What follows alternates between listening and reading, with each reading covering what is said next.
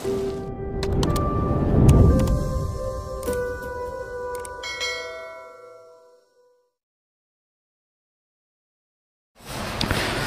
masuk agenda pertama hari ini. Agenda pertamanya adalah perkembangan persiapan seleksi guru P3K dan kebijakan afirmasi. Bisa mulai di halaman pertama. Ya, ini adalah lini masa daripada program seleksi tes guru P3K. Nanti ujian seleksinya targetnya adalah Agustus 2021. Akan ada 3 ujian seleksi. Dan ini kan tahun pertama, tentunya tahun kedua akan kita lanjutkan ujian seleksinya.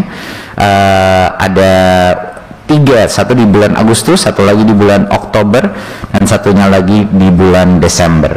Nah, memang di bulan Maret ini targetnya adalah untuk formasi final dari Kemenpan RB dan juga sinkronisasi formasi oleh BKN dan validasi dilakukan oleh Pemda dan Kemendikbud sesuai aturan dan undang-undang negara kita. Formasi itu hanya bisa diajukan oleh daerah, ya. Makanya itu yang kita kejar-kejar selama 2 bulan terakhir ini. Berikutnya kami mendengar beberapa masukan bahwa mungkin ada isu dengan sosialisasi formasi P3K ini. Saya dengan keras harus menjawab ini bahwa seluruh dirjen kami dan termasuk saya sudah kunker ke Sulawesi, ke NTT, ke Papua. Jadi menteri pun dan Bapak Ibu Komisi 10, saya sudah mendengar banyak sekali Bapak Ibu di Komisi 10 sudah mensosialisasikan formasi.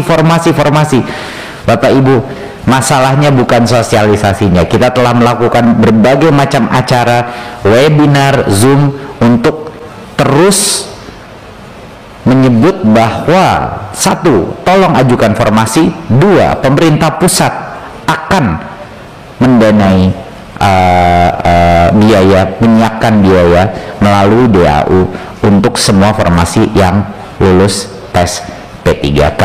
Jadinya mohon maaf Bapak Ibu, tapi sosialisasi yang kita telah lakukan itu sudah seintensif mungkin, baik dari pemerintah daerah maupun bahkan kunker pun kita. Jadi ini adalah program yang sangat intensif. Namun apa yang terjadi halaman berikutnya? Yang kita lihat adalah ini trennya, hasil daripada sosialisasi kita, bahwa ada daerah-daerah yang mengajukan lebih banyak formasi daripada data yang kita dapatkan, ya. Misalnya daerah seperti Bali, Gorontalo, Maluku Utara, Sumsel lumayan tinggi, sampai ada daerah-daerah yang paling bawah yang tidak mengajukan formasi sebanyak yang kita harapkan, yaitu daerah seperti Riau, Papua, Sumatera Barat, dan lain-lain.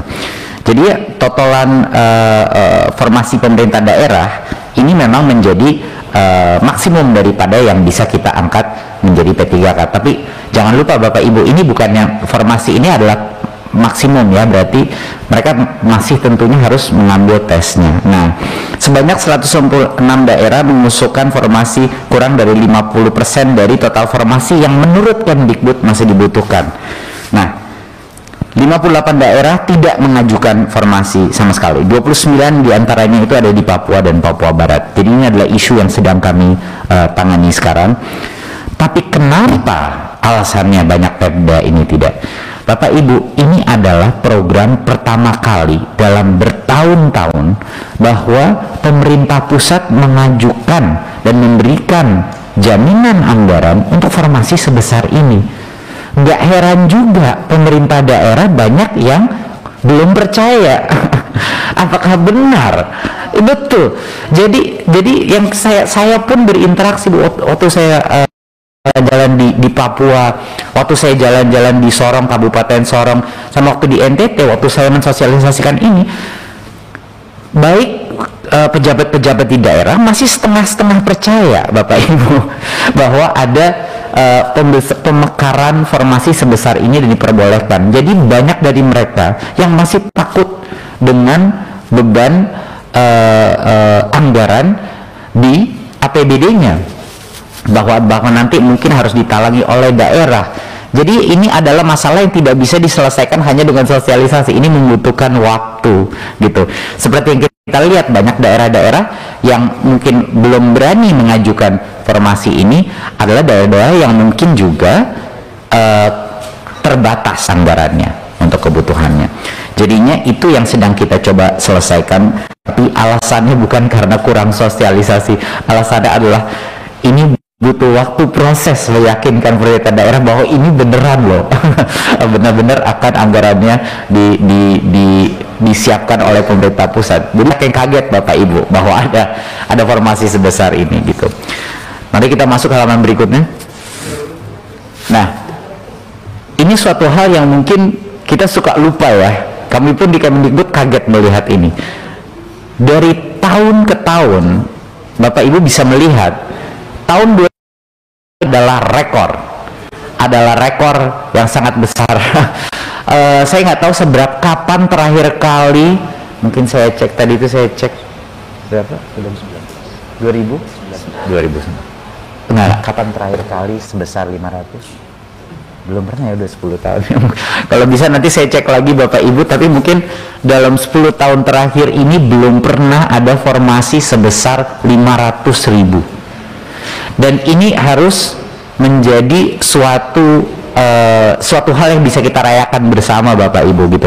Karena desakan Komisi 10, karena perjuangan Kemendikbud, perjuangan Kemenq dan Pan-RB, pertama kalinya kita berhasil melakukan formasi di P3K 513.000. Jadinya walaupun mungkin tidak mencapai 1 juta, tapi kalau kita lihat relatif dari tahun-tahun kemarin, ini merupakan pencapaian yang luar biasa dan menurut saya patut kita rayakan gitu loh. Rayakan untuk para guru honorer gitu, bahwa mereka mendapat kesempatan untuk bisa sampai dengan 500.000 formasi yang sudah ada.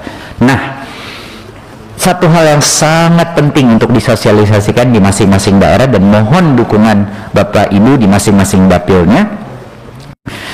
Walaupun 513.000 formasi yang sekarang sudah ada, namun semua guru honorer tetap dapat mengikuti seleksi di tahun 2021. Saya ulang lagi ya, berapapun formasi yang didapatkan di tahun 2021, semua guru honorer masih tetap bisa mengikuti tes seleksi ini. Nah, ini poin yang sangat penting. Kenapa? Jadinya guru yang lulus atau lolos seleksi, walaupun misalnya formasinya tidak mencukupi, dia tidak harus mengambil tes di tahun berikutnya. Dia bisa menggunakan hasil tes tersebut. Dia bisa menggunakan hasil tes untuk tahun berikutnya. Jadi pada saat formasinya kebuka, dia akan langsung masuk, ya. Jadi itu suatu hal yang penting. Jadi Bapak Ibu, yang akan terjadi tahun ini adalah semuanya akan mengambil tes, ya. Dan seperti yang saya udah ulang 5-10 kali, dan mohon diulang lagi, hanya yang lolos seleksi yang akan menjadi P3K. Jadinya kalaupun yang lolos seleksi itu di atas 500.000, ya, atau mungkin di daerah-daerah tertentu di mana formasinya belum terbuka, dia akan disiapkan untuk tahun berikutnya. Dan bulan adalah di tahun ini adalah bulan di mana Kemdikbud akan mengejar pengajuan formasi untuk tahun berikutnya. Jadinya semua daerah-daerah seperti Papua, Riau yang masih mungkin perlu kita penekanan, perlu memberikan mereka keyakinan, itu kita sampai tengah bulan Agustus bisa. Tetapi semua guru itu bisa mengambil tes pertamanya dia di tahun ini. Jadinya pun kalau dia gagal, dia tahu apa kelemahan dia, dan dia bisa belajar lagi mengambil tesnya tahun berikutnya. Jadi ini bukan suatu masalah bahwa angkanya 500.000 gitu. Halaman berikutnya.